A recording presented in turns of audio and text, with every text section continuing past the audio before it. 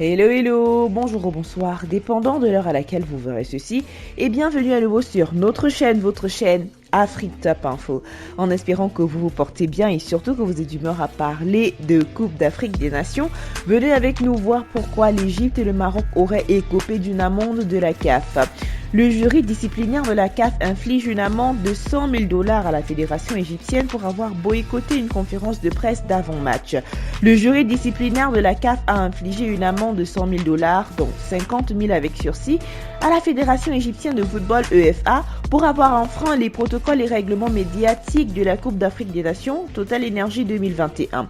Cette décision survient après que l'équipe égyptienne a manqué à son obligation de participer à la conférence de presse d'avant-match prévue le 29 janvier 2022 dans le cadre des quarts de finale entre le Maroc et l'Égypte au stade Amadou Ahidjo de Yaoundé. Selon les explications du département de la communication, les médias et détenteurs de droits avaient attendu près de 2 heures l'arrivée de l'Égypte pour la conférence de presse.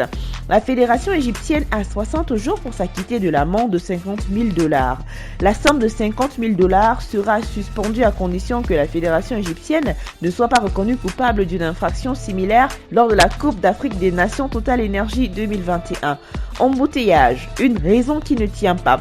L'Égypte n'a pas pris part à la conférence de presse d'avant-match du même jour, le 29 janvier. Après une longue attente, les journalistes présents dans la salle ont été informés de ce que la conférence a été annulée. Les embouteillages étaient alors avancés comme raison. Un motif jugé incongru par de nombreux hommes de médias au cours d'une compétition comme la Coupe d'Afrique des Nations. La CAF, à travers sa sanction, semble être du même avis. Après la qualification de l'Égypte aux dépens du Maroc lors du 3e quart de finale de la Coupe d'Afrique des Nations sur un score de 2-1, la confrontation a continué entre les deux sélections, mais cette fois-ci dans les couloirs au stade Amadou Ahidjo de Yaoundé. En effet, les membres des staffs et joueurs des Lions de l'Atlas et des Pharaons en sont venus aux mains avant de rejoindre leurs vestiaires respectifs, provoquant une bagarre générale après manifestation de joie de l'Égypte, jugée abusive par les Marocains.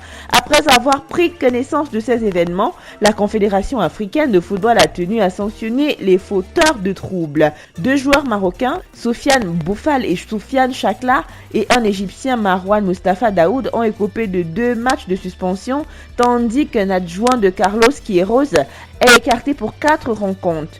Une amende de 10 000 $, soit 8 850 €, a été également adressée aux 2 fédérations pour les agresseurs non identifiés de l'accident. La fédération marocaine a réfléchi néanmoins à faire appel de la suspension des 2 Lions de l'Atlas qui devraient être absents des barrages de la Coupe du Monde 2022 en mars prochain face à la République démocratique du Congo.